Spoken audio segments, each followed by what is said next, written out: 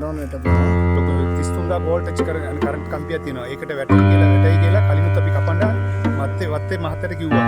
වත්තේ මහත්තයා කපන්න කියලා අවසරය දුන්නා. කපන්න කියලා ගත්තා. තාම කැපුවේ නෑ. තියෙනවා මම අතන තියෙන කොස් තියෙනවානේ. ඒක කපලා කියලා තින්නේ ડોක්ටරට. ඒත් එකෙන් කියලා තින්නේ. එනවා බලනවා යනවා. 20ක් විතර. වත්තේ මාතයට කියලා තිනවා ගස් ටික කපන්න කියලා. අද මලෙකුත් තුනා. இப்படி மரத்தினால பார்த்தா இன்னைக்கு உயிரே போன உனக்கு கோடி ஜனங்கள் வச்சிருக்காங்க.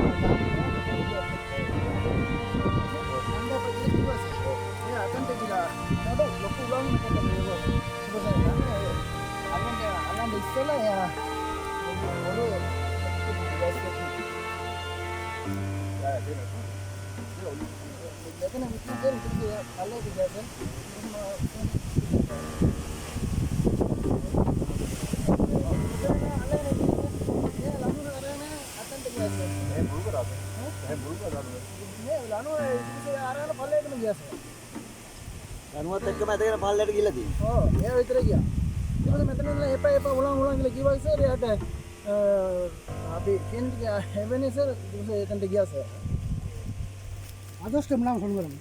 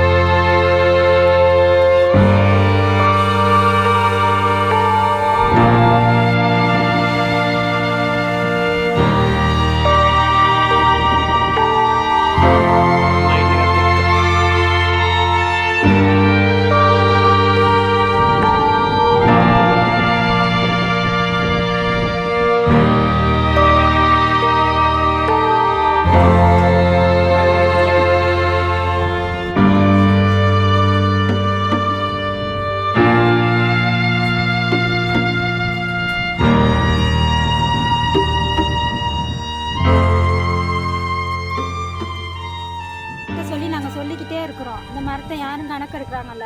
தலைவர் மாதிரிலாம் வராங்க, வெட்டுறோங்கிறாங்க. வெட்டின பாருன்னா இல்லை, வந்து மரத்தை வெட்ட சொல்லுங்கள். நாங்கள் அங்கனத்தான் வீடு, அந்த மரத்தடி கீழே தான் நாங்கள் இருக்கிறோம். எங்களுக்கு எது நடந்தாலும் அப்புறம் நாங்கள் செத்தவனை தான் வந்து சொல்லுவாங்க, இப்படி மரம் சாஞ்சிருச்சு, அதுக்கு நாங்கள் சம்மந்தம் இல்லைன்னு சொல்லுவாங்க. அதுக்கு நீங்கள் தான் சரி, நீங்கள் முடிவெடுத்து நீங்கள் மரத்தை வெட்டி கொடுக்கணும் எங்களுக்கு. திம்பார் ஓரத்தில் தொங்க வீட்டில் சின்ன பிள்ளையிலே வச்சுக்கிட்டு நாங்கள் அங்கே தான் இருக்கோம் சார். அதுவரைக்கிட்டே சொல்லி எங்களுக்கு அந்த மரத்துக்கு ஒரு முடிவு இல்லை. மரம் காற்றடிச்சாலும் எங்களுக்கு இரவைக்கெல்லாம் தூங்க கூட பயமாக இருக்குது. அந்த மரத்துக்கு எங்களுக்கு வெட்டி என்னமாச்சும் ஒரு முடிவு கொடுத்தாங்க. විස්සක් විතර පත්තේ මාතයට කියලා දෙනවා ගස් ටික කපන්න කියලා. අද මලේගු තුනා පොඩි වයසේ යාට අවුරුදු 30යි. මේක එත්ත මේ ගස් ටික කපන්න කියන්නේ තමයි මේ ගෙවල් ටික අයින් කරලා දෙන්න කියන්නේ වෙන ඉඩමක් හරි දෙන්න කියන්නේ. நிலையத்துக்கு மேலே ஒரு பிளாமரம் ஒட்டில் இருக்குது. நாங்களும் சொல்லக்கூடிய இடத்துல எல்லாம் சொல்லிட்டோம், எல்லாம் வந்து பார்த்துட்டு போயிட்டாங்க. யாருமே அதை ரத்தரப்படுறாங்க. ரப்பெல்லாம் நாங்கள் உயிரை கையில் பிடிச்சிட்டு தான் நாங்கள் இருந்தோம். இப்படியும் மரத்தினால பார்த்தா இன்றைக்கி ஒரு உயிரே போனவனை தானே இவ்வளோ கோடி ஜனங்கள் வந்துருக்காங்க. அந்த உயிருக்கு யார் பதில் சொல்கிறது?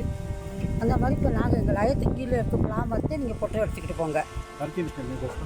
பொட்டை எடுத்துக்கு போனால் தான் உங்களுக்கு தெரியும்.